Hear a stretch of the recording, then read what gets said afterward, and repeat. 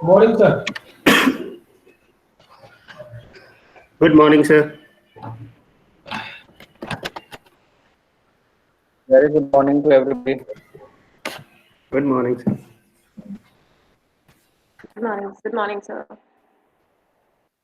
Sir आगे भेज दिया आपको sir.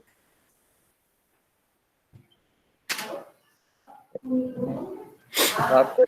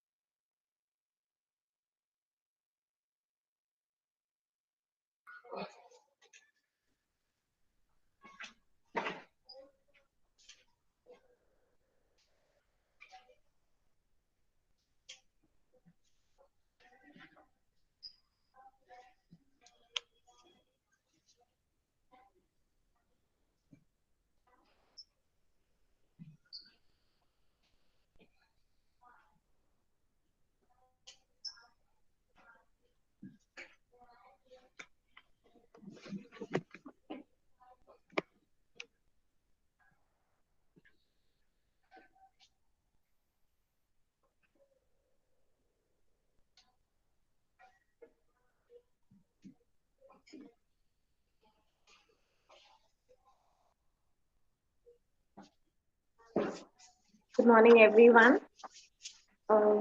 Just few minutes. We are waiting for the guests to join the session.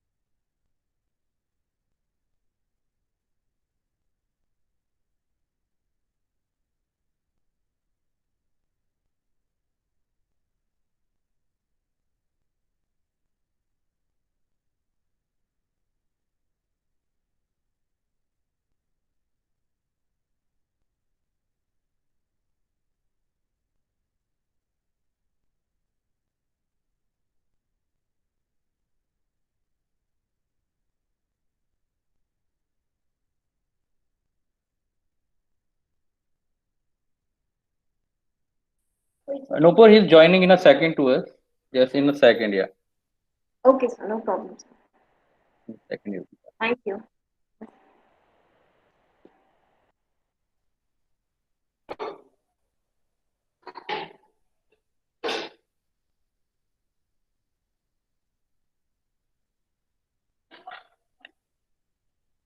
अगर मैं अपना वीडियो बंद करूं तो मेरा नेटवर्क इशू को सेटल डाउन होगा? Yes, sir. Okay, I think because at this place I think I am not getting very good signals from home now. Okay, sir. So it may be a case that I may have to switch off my camera. No problem, sir. It's absolutely.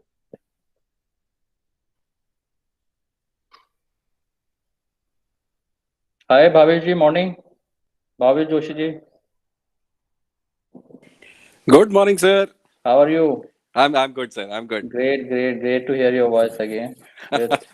Thanks, sir, and Happy New Year. Thank you, and same to you. And Happy New Year to everybody else. Sure. Good.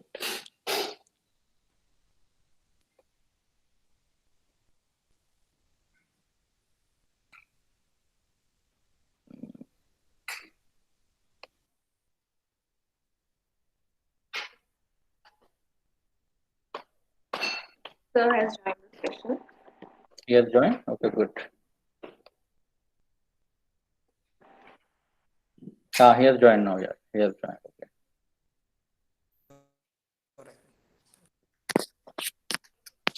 Okay. Good morning. Am I audible? Yes. Yes, sir. Good morning. Yeah. Good morning. Good morning. Thank you very much. Should I Sorry. start the session, sir? Yeah, please, Yeah, no pardon? Good morning, everyone. Respected Dr. Deependra Sharma, sir, Dean-UWSB, Dr. Kishor Bhanushali, sir, Director, Academic Administration, Dr. Sunil Patel, sir, PGDM, HOD, Professor Hardik Gandhi, sir, HOD BBA. From United World School of Business, Karnataka University, we feel privileged to invite all the researchers, PhD scholars, and faculty members to join a session on this topic as a part of Pursuit of Excellence in Research and Teaching lecture series. Today's topic for this webinar session is Mastering the Art of Writing Quality Research Papers. And the resource for this topic is Dr. Jogendra Kumar Nayak. He is PhD in Marketing Management from Vinod Gupta School of Management, IIT Kharagpur. He is presently working as Associate Professor at IIT Roorkee. He has been awarded and honored as an expert member of Standing Committee on Research Methodology for PIRD, Ministry of Home Affairs, Government of India, as an advisory board member of SRK Consulting Pune, member of Board of Studies of APJ Abdul Kalam Technical University, Lucknow, research project proposal reviewer to the Executive Government Agency of National Science Center, Poland. He has published about 35 papers in various reputed journals like Journal of Retailing and Consumer Services, Journal of Hospitality and Tourism Research, Journal of Consumer Marketing, Journal of Product and Brand Management, and all. Dr. Jogendra Kumar Nayak has authored books of retailing and engaged publication, marketing research and analysis, part 1 and part 2, and international business 12 weeks for the National Program on Technology Enhanced Learning. He has also organized 9 short-term courses on data analysis for research and publication in the last 5 years. He is also a reviewer of Journal of Academy and Marketing Studies, Journal of Retailing and Consumer Services, Tourism Marketing Perspective. He has been invited for workshops, you can say like data analysis for advanced research and IM SIMMOL, data analysis techniques at Symbiosis Institute of Management Studies and all. We welcome you, sir, for this webinar session. Now, I would like to invite Dr. Kishor Bhanushali, sir, Director Academic Administration, for the welcome speech. Sir. Thank you, Nupur ma'am. I think I'm audible? Yeah. Yeah. Audible. So, on behalf of United World School of Business and Karnataka University, I welcome Professor Nayak for this wonderful session and Happy New Year to you. Thank you, sir. Thank you so much. Yeah, Happy New Year to all the participants, and let's hope that 2021 will give us new energy and new joy. 2020 was not so good for us, so let's hope that we'll be back to track, and new normal is going to be a normal now. So as part of this entire series of pursuing excellence in research and teaching, this last session that we had was on identifying the right kind of journal, how to identify the predatory journals, and there are dummy journals as well. So as a group, that session was also attended by many of our faculty members, PhD scholars, research scholars, and many of our students as well. And it was really a great session. Now, when we talk of any kind of journal, we said we need quality, we need our publication, our name to be there in those kind of good journals. But when you say quality journals, quality journal needs quality paper. So many times it happens that as a researcher, you are putting a lot of effort in writing a paper. When you send it to a journals, then you realize that the paper was either rejected straight away without giving any kind of reason. Many times you are asked to revise the paper, so multiple revision comes up. So it becomes very important for any of the scholars, especially for now being an academician. Research is part and parcel of our day-to-day life. For those who are pursuing their PhD program, as per the standard norms, they need to publish at least 2 research papers as part of the PhD program. So it becomes very important for all of us. So I think this session will be of great help to all of us. Once again, welcome Dr. Nayak. Thank you, Dr. Kishor. Thank you. Yeah. So, thank you, Dr. Nupur, for giving such a warm welcome, Dr. Kishor, and my good old friend, Dr. Deependra, so for inviting me. Sir, before we start, I would like to add 2 things in here. So, first of all, Dr. Bhanushali has very rightly set up the tone of the session that we are going to have. So, when we were having a discussion among ourselves that what type of topics we should be inviting for and what type of speakers we should be inviting which are relevant, and this should not be one of the webinar that the way that we are conducting. So then we realized that we all are faculty members, and in the capacity of the faculty member, we are playing a role of knowledge dissemination. But at the same time, in today's scenario, the way the disruption is taking place, the new innovative things are coming out, even in the teaching, a lot of innovation is taking place. So in today's scenario, we have to survive that we cannot be just as a knowledge disseminator, we have to create the knowledge. So then we decided that why should not be not exposed our faculty members that they have to change a role, or they have to set a balance between the knowledge dissemination and the knowledge creation. So when I say a knowledge creation, basically it means that I may be having knowledge, but that knowledge needs to be presented in a tangible form.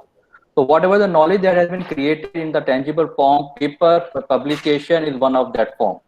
So as Dr. Bhanushali also mentioned, and that was the tone also, that we need to have not any research paper. We are not talking about any research, because believe me, in academia, any research will not survive. It has to be a quality research. And really the world is very competitive. So we are having a very, very appropriate and a seasoned speaker on this session, that how to master the art of writing the research paper. So Dr. Nayak, we look forward that we all are going to get a lot benefited by the knowledge, that the immense knowledge that you are going to share with us. And we are hopeful that whatever the learning we will be taking out of this session, it is going to help each one of us in our own pursuit of the excellence. So without much ado, I will request you that now you may start our session. We are looking very eagerly to listen to you. Thank you, Dr. Nayak. Thank you, Dr. Deependra. So it's nice of you and very kind of you to invite me. You know, what better than a round of discussion? It's like breakfast for a good breakfast and a lunch for a faculty member. When you get a good audience to talk to, and audience of who is really interested to discuss and learn from each other, it's more than a good breakfast, right? So thanks for that. So making a good beginning. What I was thinking is, I have been working on this topic for the last 2 days. Obviously, we have been working for years, but for this lecture, I'm saying. So I've been preparing, and I have prepared a small presentation for today. But besides the presentation, what I will do is I'll take up questions, right? Because as Dr. Deependra also rightly said, it's not about writing a paper only. It's about quality paper, and if to whatever little I know, I will like to share it with you. And if it's worth, then you may take it, and if it's not worth, then you may just ignore as a my innocence or lack of knowledge, you can say. So that's all okay. But I'll try to give my best, right, and share with this. So let's start the session. So let me start it with a small presentation which I have made. I'll share it right now. But one thing is for sure, as all faculty members, and if some of our their research scholars are there is no alternative to a research paper or a good research paper, because in today's world we have to be realistic and as well as very puristic also in nature. And the kind of demand that research has, or the kind of papers and quality, the patents and all that kind of demand is there in today's time, it has become a serious problem. I would say serious problem and a serious issue. Why? There are two sides of it.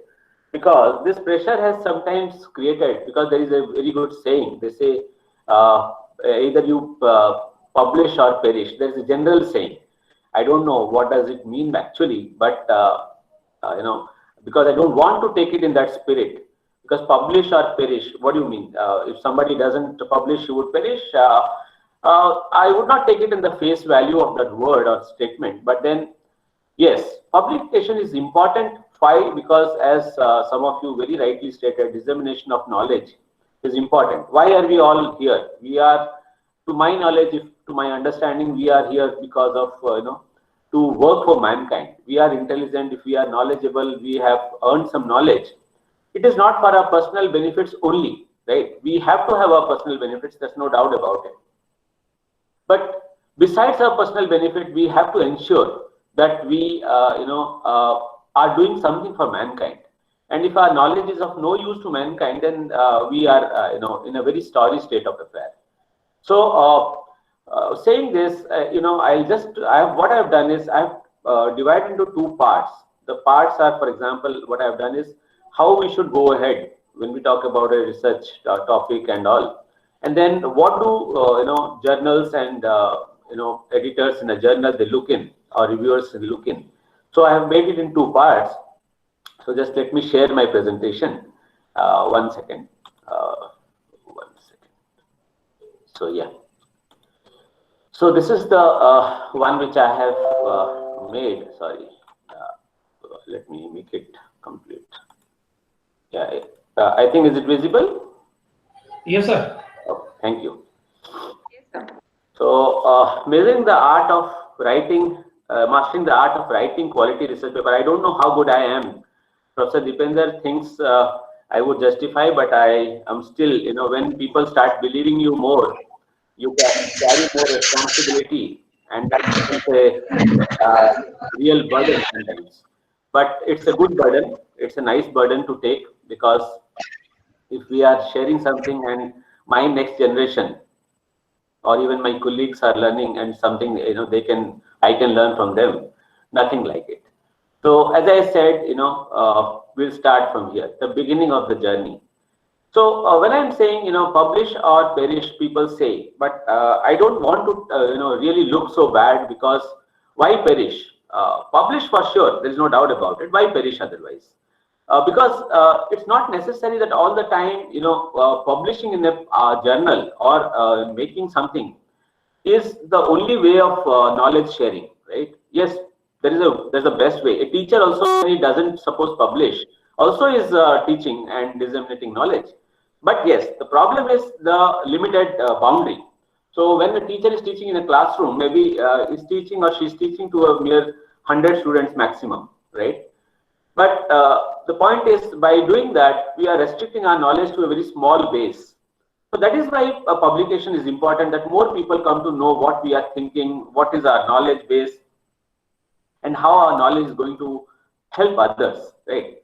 But yes, the perish side, something is I don't like. You may still stand,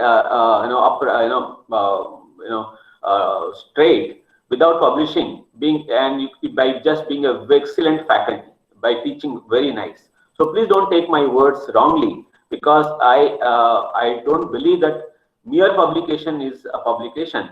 Publication, as you rightly have added the word quality, made it little more reasonable, sensible, and good to hear.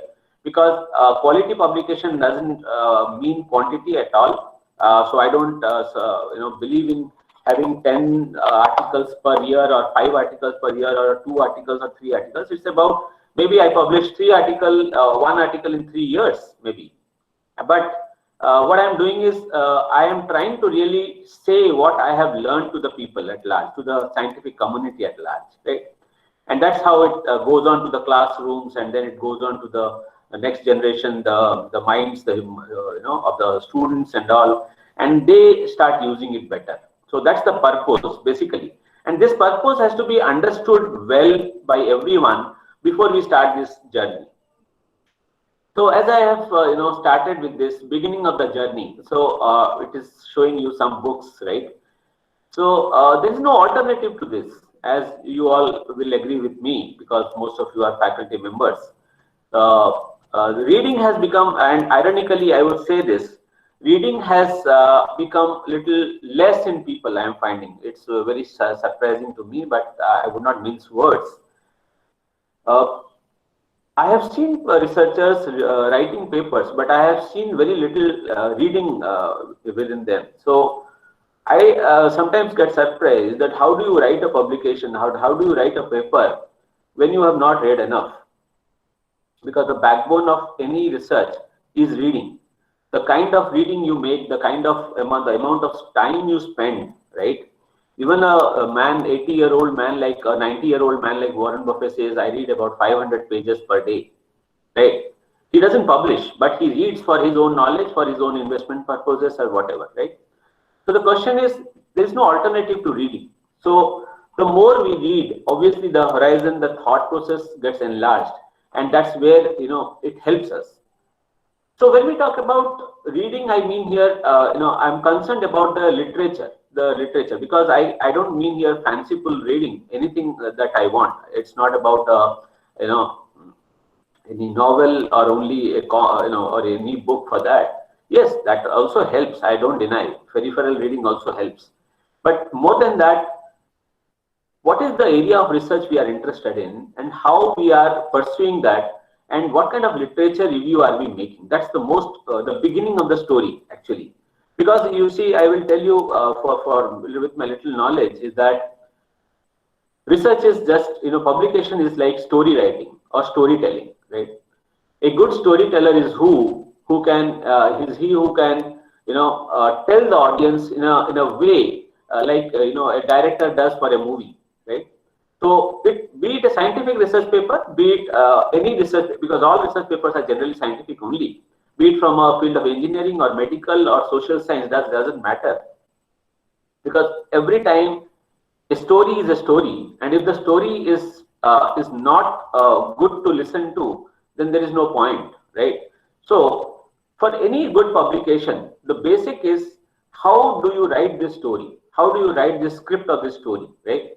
So I always feel you have to look or hear or think from a listener's point of view. Now suppose you tell us your child a story in the night, right? And if he or she doesn't like, if your child doesn't like it, then your story is of little less use, right? So the story has to have meaning and also a style which helps to create a feeling of sense of awe in the child, right? So similarly, our publications or our writings, our scripts or our writing, the drafts have to be made in a manner like it's a story, and this story has to have that feeling of awe in the student, right? Otherwise, there are so many different researchers working on different topics. Why should millions of research papers are there in the on the internet and other sites? Why should people read something, right? So everywhere now, somebody will be maybe smiling at me, thinking I'm talking about research and here I'm talking about story. But believe me, every research article finally is a story only, right? So the story is not related like only a Robin Hood story, but it's a story. Finally, how does this journey happen? How did the researcher come into this journey, and how did he or she, make up this story? So, what does this literature review do? Sorry, and why it is so important? So, when I'm talking about literature review, which is the starting point for me in any research work, so it helps in understanding the background of the study. So, the current research context, the questions, the issues, the kind of debates around. Suppose tomorrow you want to write about, let's say, certain topics on, let's say of management or marketing, let's say, or human resource. Now the question is, what are the current researches going on in marketing? If I say today, nudge marketing is one of the most talked about, and people are working in nudge marketing, trying to find out more about it. So, for example, finance, there are certain topics which are maybe of very, for example, behavioral economics is an area which is already worked, but still people are working, a lot of people are coming into it. Now, what kind of current research is happening? So what kind of questions people are asking? What are the present issues that is happening and debates going on? And when we talk about literature review, because as I said, literature review is that point after introduction when we write a paper. So that's the point where we try to hint upon what is exactly the current literature saying and what are the relevant theories and concepts in the field that you are interested. For example, let's say somebody is doing a research. So suppose I'm working on, let's say, social science, and what are the theories around in social science? For example, the social learning theory. Now, how social learning theory, I am using social learning theory in my study, right? Is something which is very important for any researcher to place it in front of the research world, right?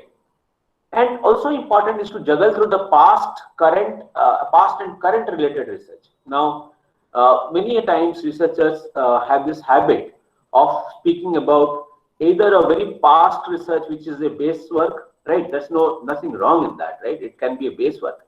But then you cannot say I'm just relying on the past research and I don't know about the current work which has happened in that particular area. So as a researcher, one needs to always make a good amalgamation, a good combination of the past and the current related research. And finally, the gaps that our research fills in the area of interest. Now, as I said, what is my study going to do? How my study is going to help? Now, these are the questions, or these are those gaps that the research fills is a very important, is very relevant, because until unless the research community doesn't understand it, they would not take interest, right? So when we are talking about literature review, we are reading. So how do we reading? We have to have a very scientific approach to reading now.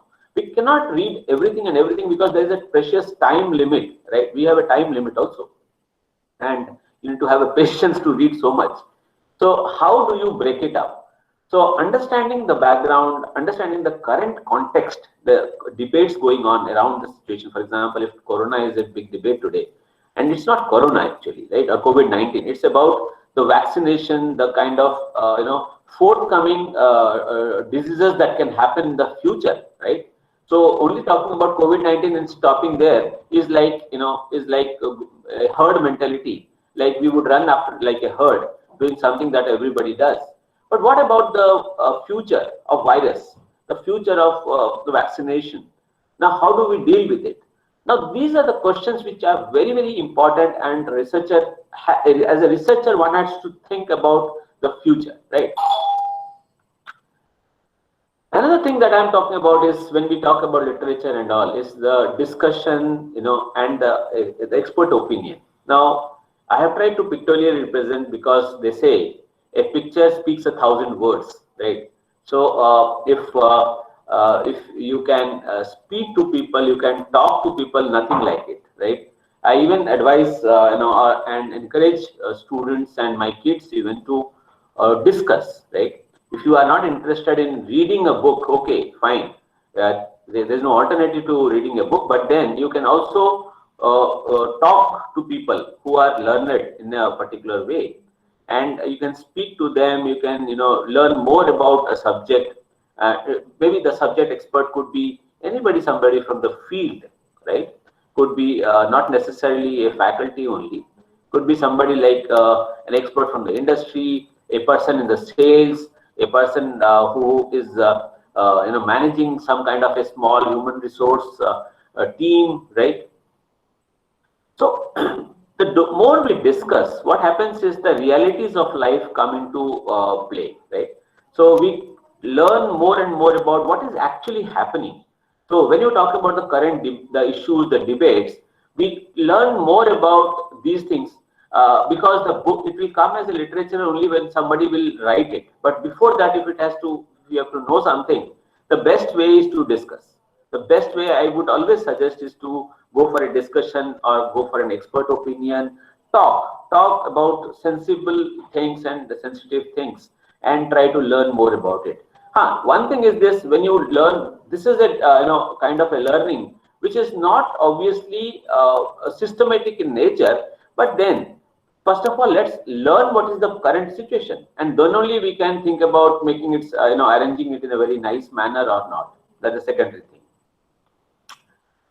Now then, coming to the, when we talk about quality research, or the most important thing is to identify the problem. Now somebody must be thinking, why I have done it reverse way, why I have kept the literature at the beginning and the research problem later on, because I have always a feeling that, this is my own feeling, that the more we read, that is why deliberately I had kept it in the third. So discussion, reading and discussion only helps us to understand the research problem better and identify the gap better. So for example, when we see what is the current status of the environmental situation, right, happening around us, what is the current situation of pollution that is around, how it is affecting human health, how social relationships are changing, right, with the advent of, let's say, social media sites, for example, Facebook, let's say Twitter, let's say Instagram. What has happened to family life and how relationship among family members is changing.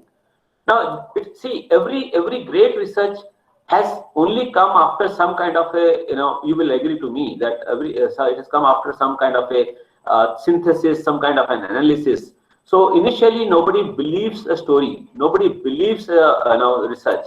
So, but once the research comes into the play and then it becomes popular, people start participating, and then the herd mentality comes into play. We all start talking about it.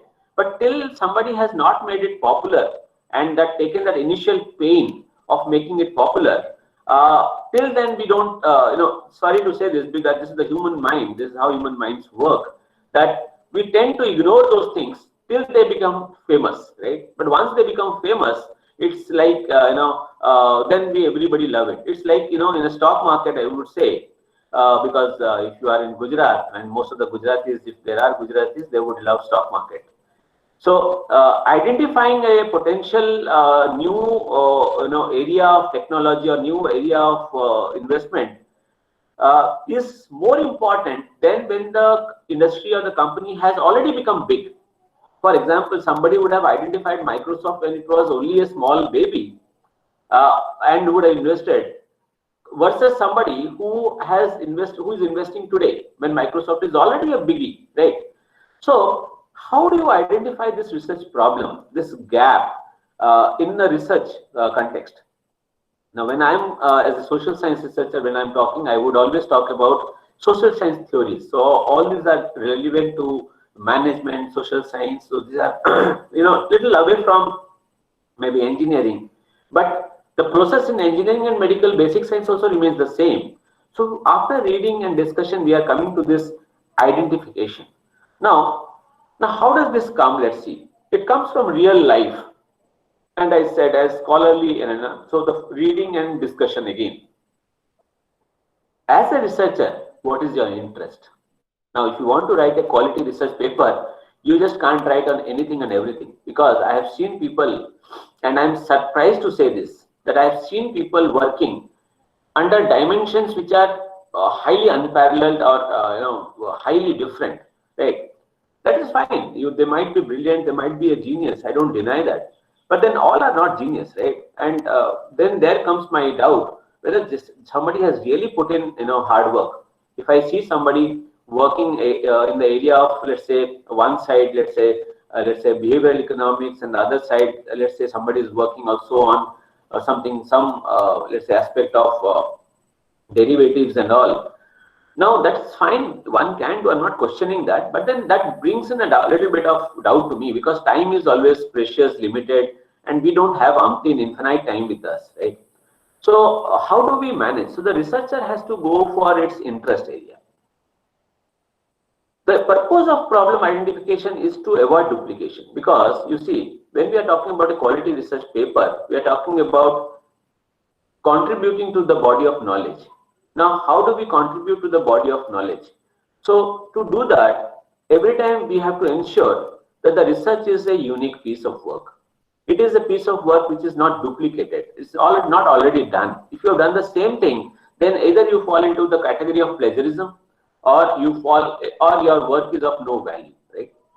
Now, plagiarism is a separate thing. I'll take it on a little later on, because that's something which many people don't understand. Even we don't understand to a large extent what exactly is plagiarism.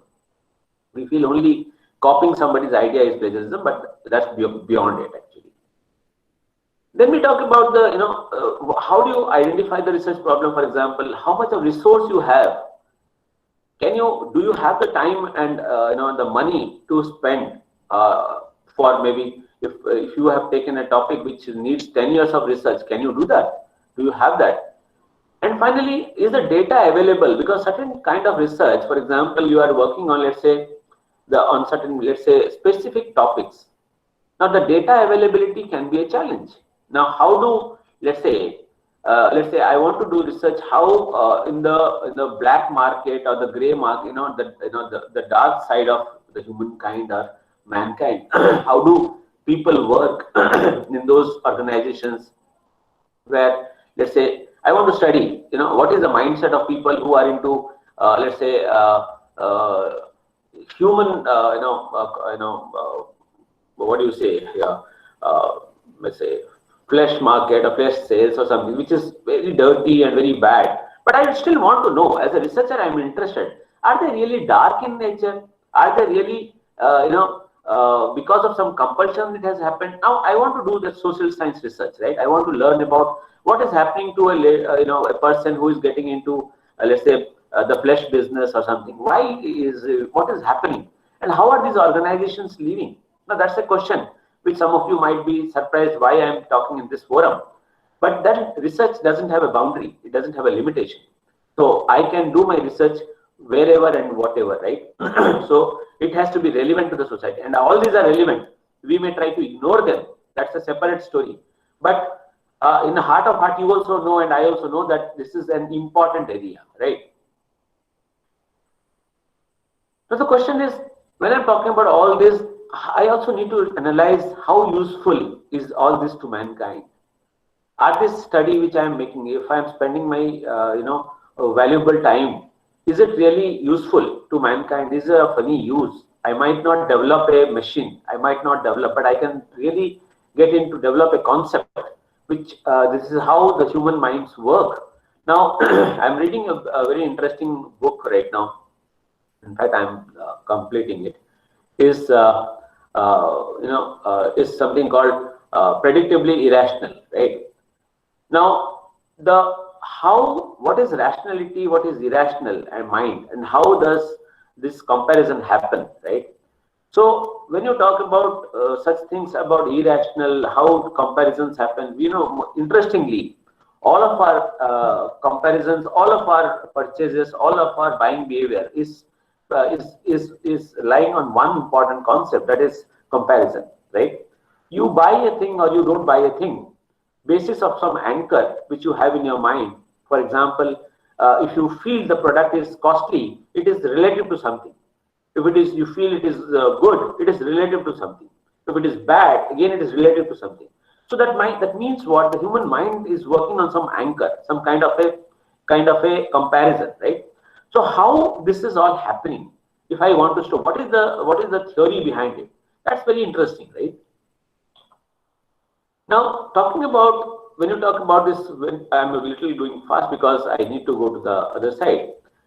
Now, a research, from literature discussion, then we talk about the problem identification. Then we coming to the design.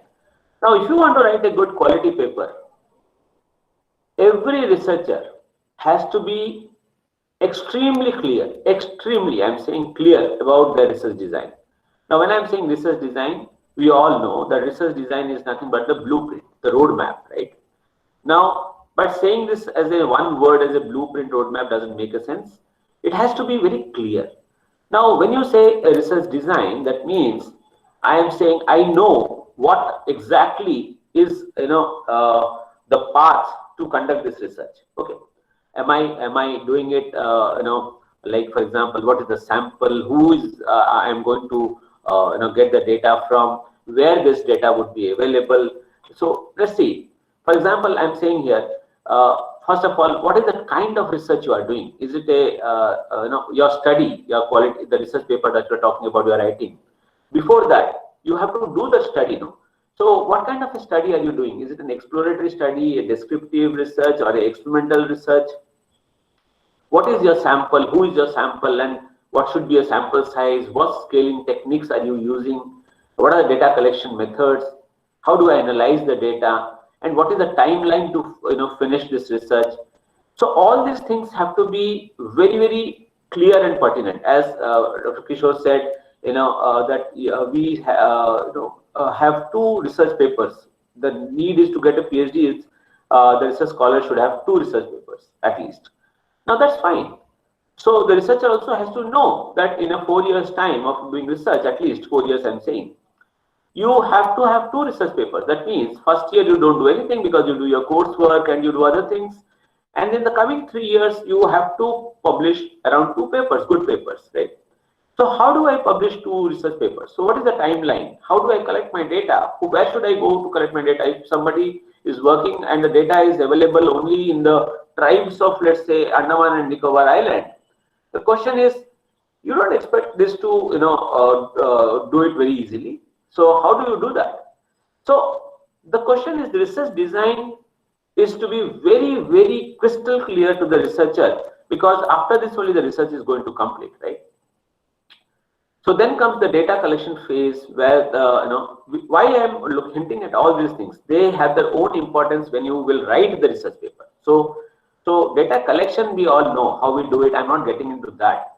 But then when you write a research paper, you have to, as I said, it's a story. So write your story very, very well, right? So how do you collect your data? How do you, what is the process of data collection? What is the method of selection of the sample? What is the method of selection of, when did I collect the data? What was the timing, right? What was the state of mind of the respondent, right? Was he in a hurry to run away, or was he willing to, help participate in the research?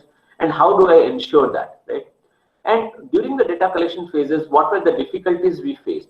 Why I am saying is this, because a good research paper is that which tells all this in a story format, so that the next person who is conducting a research on similar lines will never face that difficulty. So with one person's knowledge, many other people come to know what is the difficulty that somebody had faced. So it is not necessary that always we have to do very tough job or something, but whatever we have done, we have to write it very, very neatly. That's what, I'll tell you in the second part of the story, right? So we are going through the first part right now. Then something comes, because these are my area of teaching and research. Largely, I work on data analysis. So I had to talk about it a little bit so that all researchers can experience and can appreciate it also. So after the data collection, we also find that there is a lot of problems with the data. So there can be cases of missing data, there could be cases of outliers, there could be cases of non-normality of data, for example. Now, how do you as a researcher handle these problems of data purification or data cleaning? Now, this is shown as a person trying to clean it, but in real life, how do we do it with the data, right? So the question here is, you need to be very crystal clear again when you are writing a research paper. Suppose you have collected your data, how you collected it, that's data collection, that's okay. After you have collected your data and before your analysis, what did you do with the data? Was it like all good data, the data did not have any problem, or you had some problem? Then if you had, what did you do with this? How did you clear this problem or correct this problem? Now, these things are people generally ignore. What makes a good research paper and a high standard research paper and an inferior or a not so good research paper is the difference is that the researcher makes it, again I'm saying, in a format of a story. So every part of the story is equally important. Now you need to write what did you do in your data collection. Now you have to also say, well, how did you clean your data? Now suppose I say I collected 500 data. And out of this 500 data, 10 data or 50 data were, having a problem. So there was like, missing data at random, or missing completely at random. Now, if it was the case, then what did you do next? Because after all, what we are doing is we are contributing to the body of knowledge. So if we are contributing to the body of knowledge, how does the next generation know about it? For somebody who is doing research in a similar area come to know about it unless we write it very clearly. Well, this is how I collected my data, and after this I found this problem, and then I cleared this problem or I corrected this problem in this method, right? And when this then it goes through a review process and then gets accepted. That means what? Now this is the right method of doing it, and others can now not waste their time in correcting it, and they can simply follow this method, right? Now this is the area which people discuss a lot. In fact, they want to discuss a lot. Fine, good, no issues. But that's that's a separate story altogether. If somebody is interested, they can follow my NPTEL lectures on that. I have 50 hours of video on NPTEL, so YouTube. So analysis is something that is basically of the greatest interest, and people feel that research papers are accepted on basis of the methodology and analysis. But no, it's not that. It's wrong. It's completely wrong. Yes, methodology and analysis are important. They carry a very significant weight. There's no doubt about it. But thinking that analysis only is the feature which results in the paper's acceptance or rejection is a very wrong thing to even think about it, right? So how do you do analysis? And when you are doing analysis, how do you place your data, right?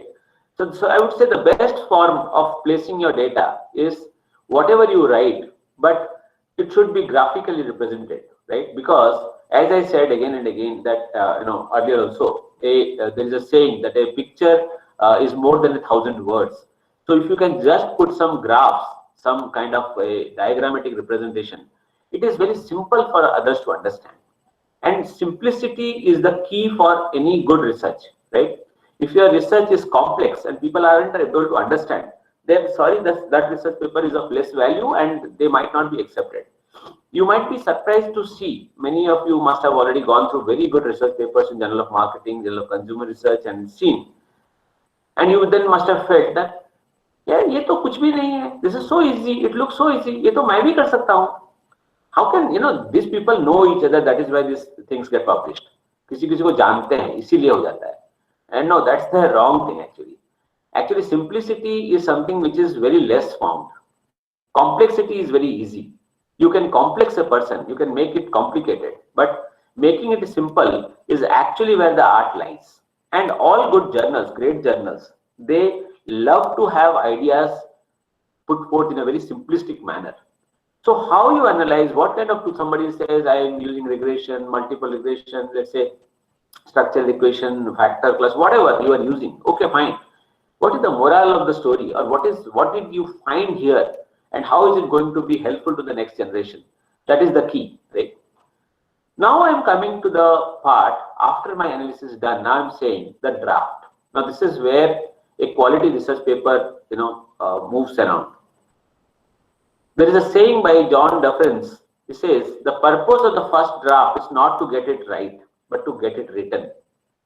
So when you are talking about a quality research paper, please, you and me both should understand that it is not always necessary that the first time we'll get it right, and we can never get it right, in fact, right? I'm a dumb in that way. I take more time than maybe you people or anybody, and I take enough time to write my first draft even, right? And I'm still never satisfied, because always I find there are grammatical errors, there are conceptual errors, there are errors, yes, but I try to fit in what I want in a simple manner, so that in a whatever little style I would know, right? So what happens with time, I can make it better and better and better, right? Now, how to write a research paper? So as I said, every research paper is like a story, and you are the storyteller, right? So where do researchers get wrong when they are writing a research paper? So the point is, when you are using, suppose, symbols, for example. Now in a recent paper we had written that how much about it was in MSMEs. So MSMEs and how do they spend on money on all on technology and all. And we had written it in rupees. And the reviewers' comment came to us that nobody in the world, most of the people use dollars. So you have written it in rupees. So it is very difficult for others in some other country because it's a universal thing, right? A research paper is read around the world. So the audience is the world. So you cannot please make it convert into dollars also and give the equal what the value. So that's a small mistake, but then you see for this mistake it took 1.5 months to go and then come back, and it wasted my time, right? Many a times I've seen researchers make a mistake of introducing new variables. Now, why I brought it, this is a point which I thought is very important. Now, how do you introduce a new variable into the study? Now, for example, suppose you are working on some topic and you have got 5-6 variables or 10 variables, right? I've seen researchers bringing in the variable directly and trying to write something about it. This is a grave, serious mistake.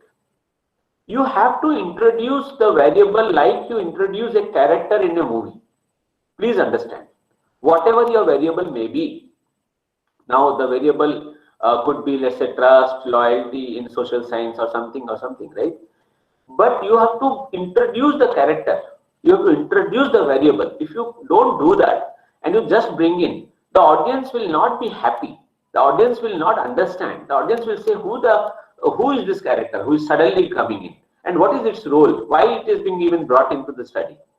So as a researcher, you have to understand, learn the art, you and me both together, art of introducing the variables. So when you are writing a quality research paper, for that, you have to introduce each variable and give its due importance and explain why you have brought in this study, why you are using it in this study, and how it is relevant in connection to the other researchers in the same area.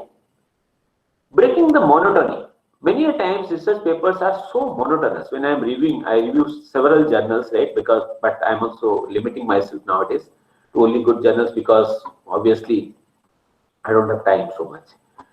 How do I break the monotony? There's so much of monotony in the reading. The reviewer is doing it free of cost already, and he is being not paid. And after that, you bore him like hell with your writing, which you feel as if he is or she is bound to do it. It is as if we are doing an obligation to him or her by making him read the paper. Sorry, we have to understand from the other's perspective also. He is doing a hard work for you, and when he is doing a hard work for you, you have to justify that, right? At least make the paper in a manner that the paper is not monotonous and boring to hell. It should be readable. It should be interesting, so that the reviewer also learns something and finds it interesting. Now, to make it break the monotony, the simplest way is to bring in some interesting, points into the study, or break the paragraphs into different paragraphs. So that don't make it a long, extended sentence or extended paragraph. Make it small paragraphs. That's very simple. So when you introduce the variables, each variable heading with a small note is better than making it a long one and trying to introduce 3-4 variables inside. I hope I made it clear. Then you should have a clear research question and hypothesis, right, in your research article. That should be very, very clear. So what is the research question? I was, just yesterday I submitted a thesis report, PhD thesis report. And I wrote it very clearly there. The researcher has placed 2 research questions, and I think there were 4 hypotheses. But neither research question has been answered clearly, not the hypothesis. So why can't you make it just simple? Question number 1, and this is the solution. Question number 2, this is it is easy for me, right? So why do you want to make me take a test of me as a reviewer or an examiner? That let's see how smart you are in catching me where I am going wrong. Why? You just make it simple, no? So that the learning comes out better, the knowledge comes out better, instead of trying to beat around the bush, right? Sources need to be very clear. Now, when I'm saying sources, what do I mean? From where you have taken the study. Suppose you have taken that diagram. This is a serious case of plagiarism which happens out of innocence, I'm saying. Researchers sometimes feel that this is what is wrong if I don't write the source. In fact, it happens to almost all of us. But later on, because we in India are less, accustomed to such kind of things. So still, it's a developing country. We are learning in the learning process. So we don't sometimes understand the importance of these things. But later on, it goes for a big retraction or even a case of plagiarism where actually you are innocent. You don't even know about it, and you have been made feel like as if you have stolen something. So some sources, writing the sources is a very key thing, and please feel free to write as many sources as possible if you have used it, right? Styling of the abstract is, the one which is different. So Emerald has a different style. If you are published in Emerald, you will see. So they are very clear. Purpose, originality, method, very clear. Some people have a 250 to 230, 300 words of abstract, which is the nutshell of the study. So what is how do you write your abstract is actually a very important thing, because the reader gets an idea what is your level of writing from the abstract itself. So if we don't want to get desk rejected, let's ensure that our abstract talks about the study in a brief, and let's take enough pain to write it very clearly. So sometimes trying to be in a hurry to write the abstract leads to even rejection of the paper there and then, desk reject, right? So what are the pertinent literature then, right? What we have used in the study. Now, as I said, only past studies doesn't work. You have to use the present, recent literature also. Many a times I have seen this kind of criticisms come, that your literature is very, very old and obsolete. You kindly update it with the recent literature. So that's a point which we have to take to write a good research paper. It shows that the researcher is updated actually, right? What is the newness in the research? So if you or me as a researcher, we have done a research and we are not able to answer what is the new thing in our research, then why will the world even read about it? Why will they accept it? Right? So what is the novelty in the research is something that is very important. So the researcher has to explain that novelty, has to bring in that novelty in the part of the story, right? This is something new that has happened. And that is where, the reader also feels, oh, great, this is nice, right? The most important part of any research paper is the section which is discussion. Now, why the discussion is the most important section? I'll tell you, after your paper is not rejected in the desk and it has gone through a first revision or second revision,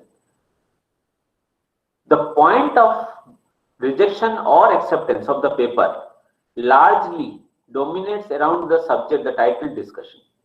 Now, discussion is the section where it is expected that the researcher writes the entire story without touching upon the data about what is the point exactly, what is its achievement, what it got from the study, and how the study is going to be useful, why the study is even new, and why people should be reading this. So everything comes in this discussion section. And the trick of the trade of writing a good quality research paper lies in how effectively you write the discussion section. And this is something will come with only practice, not one day it will come. Obviously, we will all agree to that. So discussion is the section where you have to give them utmost importance, right? Utmost, I'm saying, utmost, because I believe we are good enough to cross the desk rejection stage. And when it comes to comparing two articles in because you see a journal has a limitation. There are 100 articles which have come for publication and it can publish only 10, let's say, in this volume. So which 90 will it reject? How will it reject? So every point is important, but the discussion is the most important, I'm saying. Then comes the referencing techniques. We need to be also clear. Sometimes journals don't like this because they ask for a particular, their own journal referencing style, and the researcher doesn't pay heed to that. It goes on doing what it was doing in the past. So such a small kind of a problem also creates a sense of, as I said, the reviewer, the editor are taking pain. Why should they be, even they're working for us? Why should they even tell you that, the referencing style is wrong? We need to check it, whether they want a APA or a Chicago or a MLS style. What do they want? Or they have some other style? So we need to correct it. And if they find it somewhere, they find that you have used the wrong referencing style, they can just reject it there and then. Right? They will not be to the merit of the paper even. Check for language, spelling and grammar. Again, I am saying this is repeating. A good paper is not a paper which has the best result only. It is also a paper which is readable and which is acceptable. Now, this is something I wanted to show you. Complaint from an editor. It says, save your editor and reviewers the trouble of guessing what you mean. Right? Please save them. The paper fell below my threshold. I refuse to spend time trying to understand what the author is trying to say. Besides, I really want to send a message that authors can't submit a substandard paper to us and expect us to fix it. My rule of thumb is that if there are more than 6 grammatical errors in the abstract, then I don't waste my time carefully reading the rest. So I think you can understand this, that they are all human beings, right? We are all human beings. So if somebody asks us to read a paper, would we read if it has got so many errors? So we have to think alike. So if you want to publish a good paper, you have to understand how the reviewers are thinking, right? Now, these are the last 2 slides. Maybe I will break it then. I will take a break. How to submit? The question is how to submit. You have written the paper, you have ensured the quality. Sorry, we are not, sir, sorry, but we are not able to see your slides. Are you not able to see my slides? It is visible to us. There is something wrong at your end. It is visible, sir. It is visible. Something Okay. is. I'm able to see him. Okay, sorry, sir, sorry. Oh, madam, you try to pin the presentation. No? I think then you would be able to see it. Otherwise, it is visible to us. Yeah. Okay. So, is it okay? Oh. Should I carry on? Yeah. Please, sir. Please. Okay. So the question that comes now is how to submit a paper. So now we have understood what reviewers, researchers expect, editors expect, and to how do we write. Obviously, these things take a lot of time. 1 day, 1 hour is not enough. Sometimes, a better workshop is always good. But anyway, just to brief what I'm thinking and saying, it would be, you can just take a note of it. So what I'm trying to say, maybe a few points would be very helpful in writing this paper. Now the question is, how do you submit it? So the structure of a scientific paper, you have to follow. Everybody, especially the young guys who are the researchers at the moment, they need to understand the structure of the paper. So every paper needs to follow a certain structure. Why a structure? The question is in your mind, I am publishing a paper, my result is important. Why structure? Again, I am trying to tell you is that it is a story, my dear, it's a story. A story is something somebody will read. If in the newspaper an article is coming, we only go for those articles which we are interested. If I love cricket, I love to go to the page where cricket is there, right? So to make others read the article, it has to be in a way, a structured way, so that it is breaking the monotony, it is making interesting, and the results are coming very clearly. Even the novelty is being displayed. That's very important. So the structure of a scientific paper, which is all, we have discussed before this. So that introduction, literature, hypothesis, methodology, analysis has to be very clear. Now, how do you select a journal? Many a times we write a paper and then select a journal. And sometimes people who are smarter, they say, please select your journal and write then the article. Now, none of this, I understand till now. My brain doesn't, because I am still in that old-fashioned one. I write a paper first, right? Maybe that's not the right way to publish or good, I don't know. Because for me, knowledge is important and less is only the publication. But it has to be like a balance. I cannot say that I do not look at the journal. No, that's wrong. So I have to have a balance. Do some research which is of interest, but don't send it to a journal at least, in which your paper doesn't fall, or the scope, it's beyond the scope of the journal. So select a journal, write journal which publishes such kind of papers. So there are numerous ways to check it also, right? So there are, I think, certain online you will find some things like which tells you that whether if you give the abstract or a few lines, they will say whether your journal is fitting to which kind of journals, right? Your article is fitting to which kind of journals. And you can also look at the most simplest way is go to the references. So the references which you have used, just go through it and see which journals are they targeting. And please, I'll tell you one thing here: when you submit a paper, never ever try to always send to poor journals thinking that my article who will submit, who will read it. This is not a right way, because this is where I've seen people doing it. यार मेरा article कौन पढ़ेगा यार, मैं इसको तो कोई B grade article journal में भेजूंगा. This is generally what we think. No, it is wrong. Write with your whole heart, honestly, and send it to the journal which is good in that area. Why? Because good journals want good papers and they do very, very good review. That review itself is good enough to make your paper get published in some other good journal. If not that one, at least in some other good journal. So the challenge lies in first writing a good paper and to your best level, not taking any shortcuts, and after that send it to the best journal in that area. So that helps. Okay. And finally you submit. Finally is your submission, right? So today everything is online and you can go through that process of submitting. But when you submit, kindly ensure that you acknowledge every partner. You don't miss out. And because we do not want to get into that the controversies after getting into the publication, because research world has become so controversial today that you find every day there is something or the other. And many a times, let me tell you, we all, because of our innocence, even I have suffered because of some student's mistake, which I didn't expect, I trusted, and then it became an issue which at that time I even could not handle. Let me be honest to you, so that it at least makes you realize that what kind of problems can happen. And the more you grow up in good institutes and go join good places, you will realize that you are at higher risk. So you need to be very, very careful when you are talking about research publications. So before submission, kindly ensure all these things that we have talked about till now. And before you finally wind it up, go for a proper checking of plagiarism. First of all, there are two theories here. Plagiarism is to be controlled and not to have plagiarism.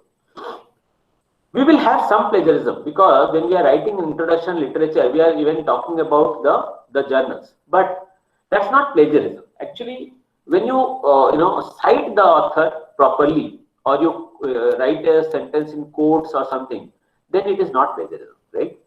But in India, I am sure till now, many of us, we will not understand what plagiarism is all about. Plagiarism for us is only verbatim plagiarism. No. Recently, I came to know, I am saying that even a style can be a plagiarism. Following somebody's style is a plagiarism, and the author can complain, right? So then there are other plagiarisms like data fudging and all. So, but mostly plagiarism happens because at least the author knows about it. It's not that he doesn't know about it. He knows, but he thinks that nobody would watch him, right? Avoid those situations as much as possible, right? And after that, what happens when you submit, then it is whatever, what has happened to happen. And finally, how do I handle the reviewers? Now, when a reviewer, as I say, has done so much of pain, taken so much of pain in reading your article, and maybe the article, and must have rejected lots of articles by then, which you are not aware of and I am not aware of. But after that, when they ask you certain questions, they may look very blunt and very idiotic. In fact, there was one case when Einstein had said that the reviewers are so idiots, they don't even understand. And later on, he found that the reviewer's point was justified and he was wrong. So he wrote an article, letter to the editor saying that I am sorry to have used very blunt words for the editors. In future, I will not do it because I realize that it's a mistake that I have committed. He was a good man, so he accepted his mistake. But many people in this earth would not accept their mistake. They would lie silent, right? They would think that's the best way to remain. So when you handle the reviewers, please have a lot of sympathy for them because they have already taken nothing from you, but they have taken pain to read your articles. And that's a pain because no reviewer gets any credit out of it so much. There's no credit. For what credit? I'm just writing, I'm a reviewer to this journal. So what? So handling the reviewers is an art. where you have to understand, be very polite, answer to the questions. When you don't know, don't beat around the bush, I would say. And yes, but yes, the chances of rejection can happen there also if you cannot handle the reviewers.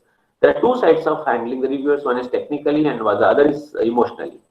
Emotional handling, though, I am talking about. But technical handling, that is something that comes with your knowledge.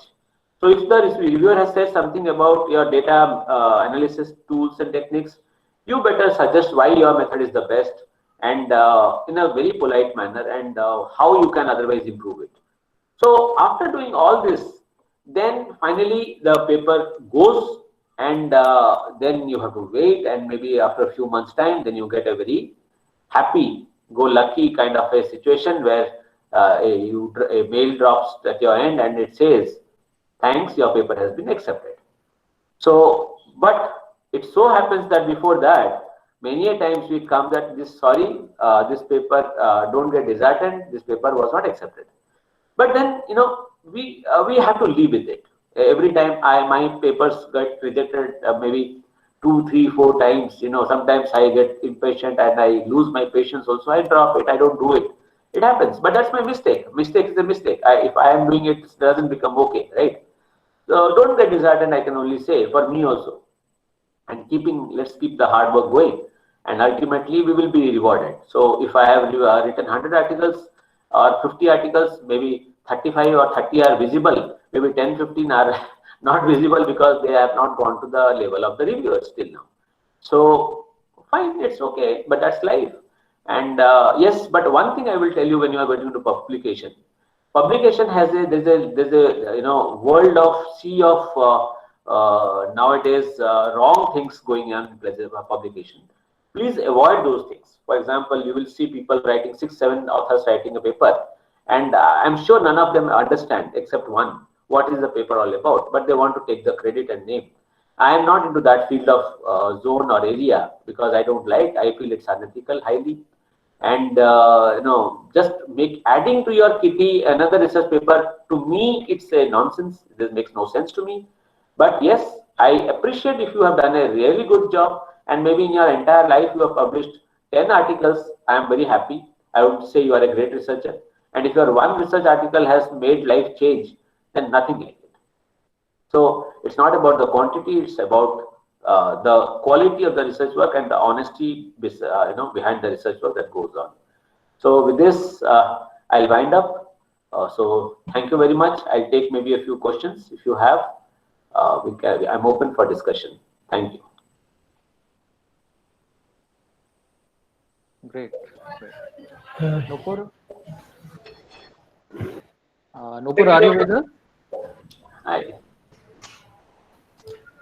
Sir, we have a couple of questions in the chat box.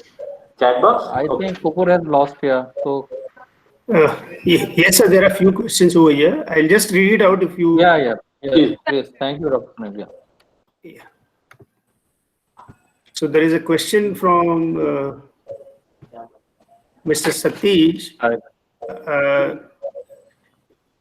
He's saying that he has a query. In case of outliers, it is said to ignore those responses, and even in case of data non-normality. So is it necessary to ignore such responses? Because by doing so, we are trying to be biased. Can I read it once? Thank you so much. Let me read it again. Yes. In case of outlier, it is said to ignore those. No. See, Mr. Satish, I would suggest you go to my NPTEL video on this. Not because I want to market my course. I have talked about it because some outliers are not ignorable. You have to understand that.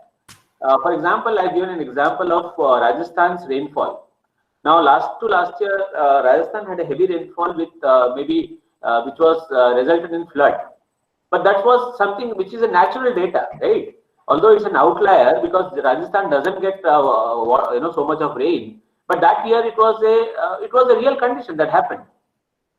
So you can't say that I want to ignore all outliers. Depends on you as a researcher, your logic, whether this outlier is actually creating a trouble and it is completely disturbing the study, or if it's a really important one and it has to be part of the study. That you have to decide. Don't go by anybody or any standards. Generally, we say if suppose you want to take the income of people of India and you want to take one side a beggar and other side Mukesh Ambani, then that kind of an outlier is not justified, I'm saying, right? But if you are taking 10 years of data and 10 years of data of rainfall, and in the 9th year, the rainfall in Rajasthan was 100 mm, let's say, I don't know, I'm just giving a value, and other years it was 13, 14 and 15. You can't ignore that. It is a mathematical, problem. Then you are underestimating the nature, the value of something which is natural. So, right? I hope it answers you. Yeah. Secondly, okay. Secondly, the number of making non-normal data normal, like taking a logarithmic, square, cubic data. What is this? But let us see what I don't understand.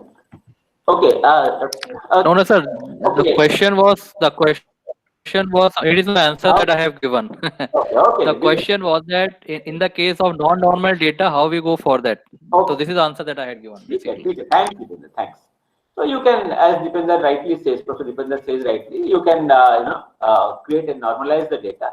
There are several ways, by logarithmic transformation, by cubic square transformation. So there are many methods you can use. But yes, again I say, all the time I say, your data, if it is not becoming normal, then you have to go for a non-normal study, right? This methods. Sir, to what extent self-plagiarism ethical? Not. There is no amount, Satish. Dr. Satish, there is no amount. Self-plagiarism is an equally unethical practice, but yes, it's innocence, our innocence, that sometimes we feel, what have I done wrong? It was my work only. But the world of research is very complicated.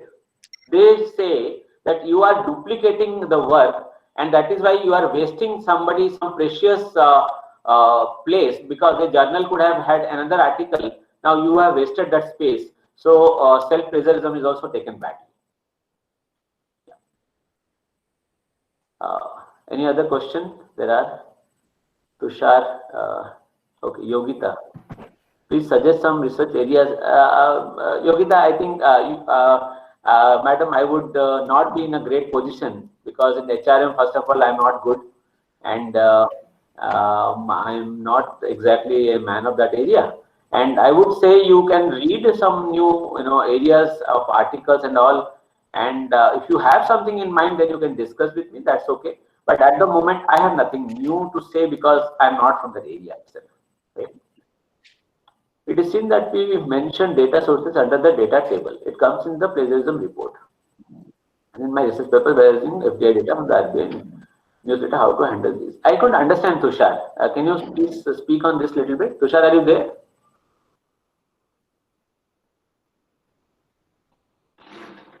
Tushar Pandey. Sir, what he's trying to say, suppose, yes, sir, what, hello? Go ahead, please, Deependra. So what he's trying to hear, suppose he's reporting a data from a particular report, and at the end of the table or the figure, you mention the source of that report. So what he's trying to say, even that what you are writing as a source, it is coming as a plagiarism. It will come. It will come, because it's not actually plagiarism. There is a prior issue to that. If it's a public report and you are citing it, no issues. Okay. But suppose it is a proprietary, work, or it's a work of the let's say KPMG or PwC report, right? And you have not taken their permission, and you have cited it, put it in the table. Then your innocence is not taken as innocence anymore. You have to understand. We all have to understand that before even when I wrote my first book, Retail, I had to take the permission of KPMG, PwC, many other organizations before writing that book, because I didn't want to get into the controversy later on. Correct. So next, sir, what I could understand is probably Tushar sir is confused between what actually the plagiarism and plagiarism given by the software. When you run any software counts as a plagiarism, but then when the sources are mentioned, it has to be ignored. So that's what Correct. There is a facility, Dr. Tushar, which I think you can use it also. You can exclude the sources. Exclude. And one more thing is when you are using such kind of report data and all, please take prior permission. If it's not a public report you can do that. You can cite the source and write it. But otherwise, you please take a permission from them so that we don't get into trouble later on. That's my personal suggestion, because I have gone through such kind of troubles. And that's all I'm telling you. Why I'm saying I'm accepting these mistakes of mine, because even everybody can make mistake, and we are all honest and innocent. And sometimes, but this innocence will not be understood by the academic world.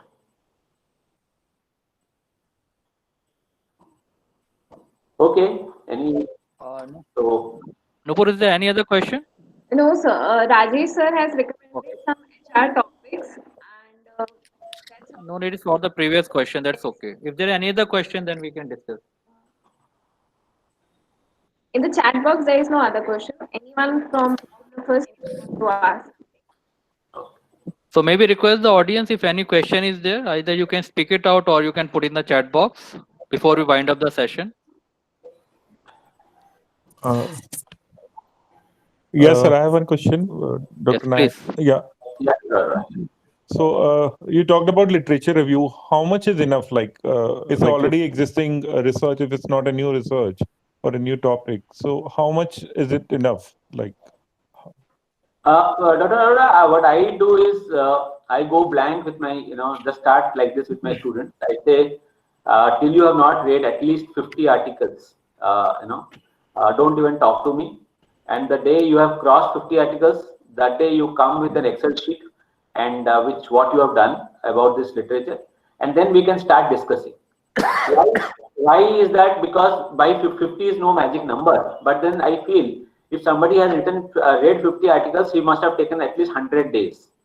So my understanding is that if he has read 100 days, even a government is told to be stable if it is runs 100 days. So if it is 100 days, then he has spent good time. I feel that now it is time to talk to the guy. It is time. So like literature review from your pertinent area, Dr. Arora, I would say at least if we are doing a research at this stage of life, then at least 30-40 articles we have to go through, so that, and relevant, related to that area, so that we don't miss out anything important in the current situation, which has already been done. That's otherwise there is no magic number with me. Otherwise, this is what I suggest to my students also, so I can share the same. Sir, Naishad Bhatt here. Hi. Thanks for a lovely explaining session in very simpler terms. My question is the subsidiary questions of the Arora sir. What should be the period we should consider when we are collecting the literatures? The past 5 years or 10 years of studies? Yeah, that's a good question. It was asked to me also earlier. So, see, Dr. Nishad, there are base articles for sure, right? Which might have been published in 1960, 70, right? Could have been there, right? So you can take a few of those base articles, that is for good. But then the current decade is the best. I would say when you want to talk about recent articles, let's say 2021 we are in now. So let's say 2000 to 2020 is a decent period, right? Going to 1995 and around, I think is of little less use, unless that's a base article, right? So 10 years of data is good. 10 years of literature is good. Thanks a lot. Thank you. Hello, good afternoon, sir. Yeah, good afternoon, Dr. Rajesh. This is Dr. Rajesh Pandey. Just a quick thought of yours on the comparison between, say, a research article into a journal, a reputed journal, and a book writing exercise. So, say, for example, an year's time goes for getting a paper completed and then reviews and all. Within that year's time, if someone ends up writing a book, so what leads to a better domain, like whether classy research paper publications or a book writing effort? I think it's a very nice question. In fact, it's a very mature question. In fact, because we always are in a trade-off to where to go, where to invest my time. Should I put it in a research paper, or should I put it in form of a book? Well, you see, thanks to some of our universities. I love our Indian universities for this reason, that even some of the IITs don't do that, right? And the IIMs don't do that, and even better universities abroad don't do that. Our universities have brought in a very good culture in giving points to scores to books and articles and all, right? So that's a very nice way. If I'm not wrong, the books are given, I think, a very high scores. If I'm not wrong, you can correct me. And then followed by, I think, international journals and then national journals, right? So the question is, to me, if you say, I would say both are equally important. But if it comes to publication, I would say a good publication is better than writing an ordinary book, right? Or book means ordinary. Why I say ordinary? Again, if you are writing with a publisher who cannot spread your book, or cannot sell your book, that's one thing. Good journal, number one, then a good book, and then comes a journal which is of no repute and nothing. Why I'm saying no repute? Because I don't make it look bad or good. Because when I'm saying not a good journal means the readership is also less. That is why I'm saying it. Otherwise, even C.V. Raman's idea of Raman technology, Raman's theory was even published in the Calcutta University's press.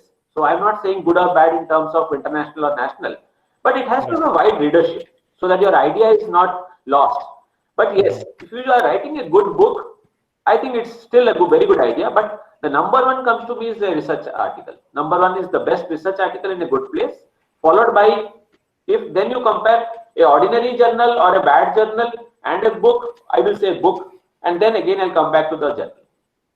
Sure, sir. Thank you, sir.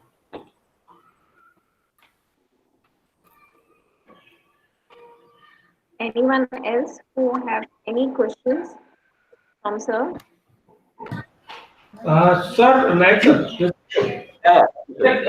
2 points from my side. One, there's something that I faced in the last week only. There was somebody who approached me for some kind of guidance in the data, and data has an outlier. So rather than thinking about whether to change the values or normalize the data, I've suggested, why don't you go back to the original source and check the data? Okay. And when really the data was checked, there was something error in the data entry itself. Then nothing like it. So something like this to be taken care of when you think of an outlier. Second situation, that somebody contacted me immediately after completion of his presentation for PhD RDC. That's why I have got my sample size, and I have put a question mark on my sample size, and the expert panel said sample size has to be minimum 2.5%. 2.5%? 2.5% of the population. And to my surprise, I couldn't come across anywhere. I said, okay, sample has to be random, normal, representative, and there are several. That's wrong. Yeah. ये मैंने recently सुना, किसी ने मुझे भी कहा था recently, there was a guy in Delhi, उसका PhD खत्म हुआ, senior बात नहीं है, he did his PhD little late, and he said the reviewers, the जो भी experts बैठते हैं, वो 2.5-3% कुछ ऐसे ही कुछ बोल रहे हैं. बोला, what do you mean by India का 3% लोगे क्या? तो 3 करोड़ जनता का करोगे तुम स्टडी? क्या मतलब है इसका? There is no research, inclination towards it. कोई है ही नहीं उसमें, बेंट है ही नहीं. ऐसा हो ही नहीं सकता. कैसे करेगा कोई? Yeah, ideally, statistically, going with the central limit theorem, any sample size beyond 30 is considered to be large sample, provided it is random and representative. हाँ, 30 तो ठीक है हम कह रहे हैं, बट ठीक है, if not 30, एटलीस्ट मैं तो कहता हूँ 300 का एक मैजिक नंबर मैं रखा हूँ हर समय. I keep it at 300. I say anything around 300 is a decent data. No, even if you use those sample size calculator, okay, maximum sample that comes is around 485. 485. Yeah, 485 highest number. But then still, when RDC members or expert panel is talking about this number, the scholars get confused. Dr. Kishor, देखिए मैं किसी को criticise नहीं करूंगा इसमें, but यही कहूंगा कि हम सबकी नॉलेज की लिमिट अलग अलग है.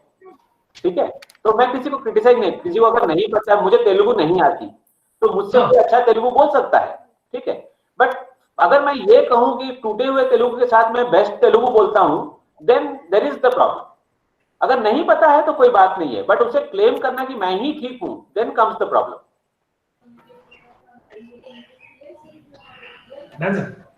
Thank you doctor Kishore. Thank you.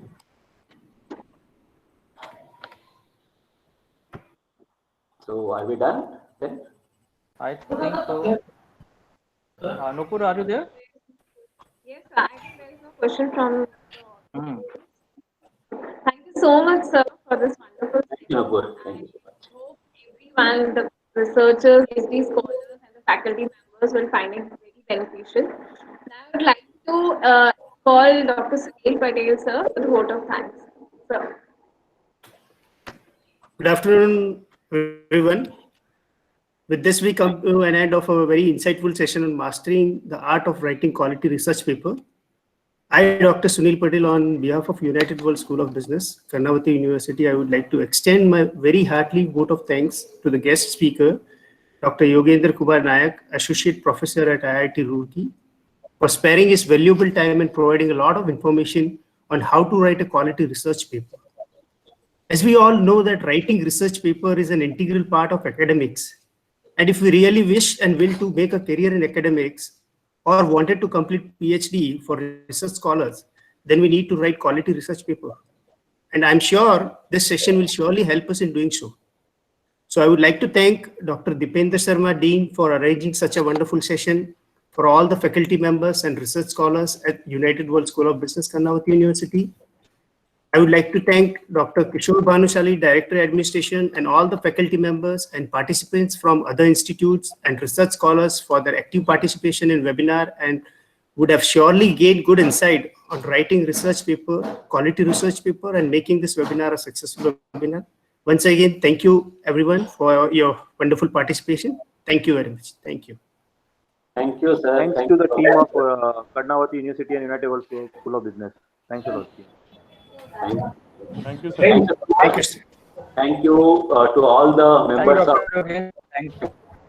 Thanks to all the members of UWSB and Dr. Deependra, my friend, Dr. Kishore, Nupur, Dr. Sunil, and all the participants and my colleagues who made good questions to me. It was a great learning for me also. So it was nice interacting with you. Thank you so much. Have a great day and I wish you a very happy new year. Same to you, sir. Thank you. Thank you. Thank you. Then take care. Thank you, everyone. Thank you, sir.